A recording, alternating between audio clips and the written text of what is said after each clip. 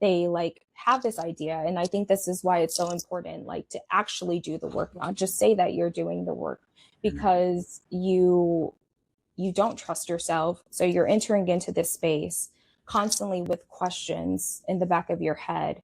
And you're like listening to them, but you're also like scanning your own self internally as well. And it Mhm. shows up as confusion. Yeah. Good old confusion to have you stuck in a relationship for years. Yeah. Oh, it's the prime example. But I think when you, like I said in the beginning, like when you feel safe in those sort of dynamics, it's easier for you to not have any desire to do anything else, right? Most of the time it's like, okay, well maybe it was just the wrong partner, right? And then you end up repeating that same habit. Oh, maybe it was the wrong partner, and I'll like repeat it. I think I remember this woman who the last time that she was with her she was like with her partner, he stabbed her, and she ended up in the hospital.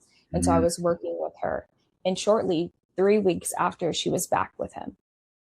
So it's like it's almost like the consequence doesn't fulfill, like Mhm. isn't good enough for their desire to stay away.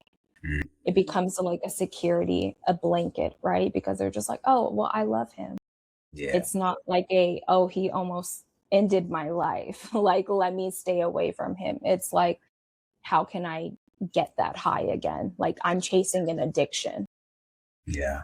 Yeah. And I was just talking about this on the last episode about how even though that's a case that many of us would look at like, wow, that's that's heavy.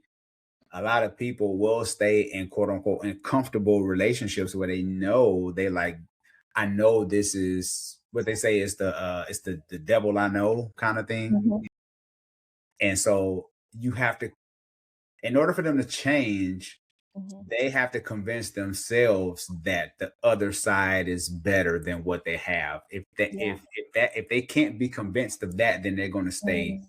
in that same space. Absolutely. Absolutely. Because I think there's a level of like, this is comfortable for me, right? Like, I don't know what safe looks like. I don't know what healthy looks like. I don't even know who I am on the outside of healing, right? Like, maybe I don't like that person. Like, I talked about it before, the idea of like, I think people don't want to heal because they don't want to lose the idea of relatability, right? Like, what is my character once I'm on the other side of this? Like, am I going to lose parts of my personality? Like, right? Like my friend group, right? Like all of a sudden, all of these like pressing questions of like, what am I going to lose? Not what I gain, right? And if we think of like healing as a loss, we're never going to actually step outside of what feels comfortable for us.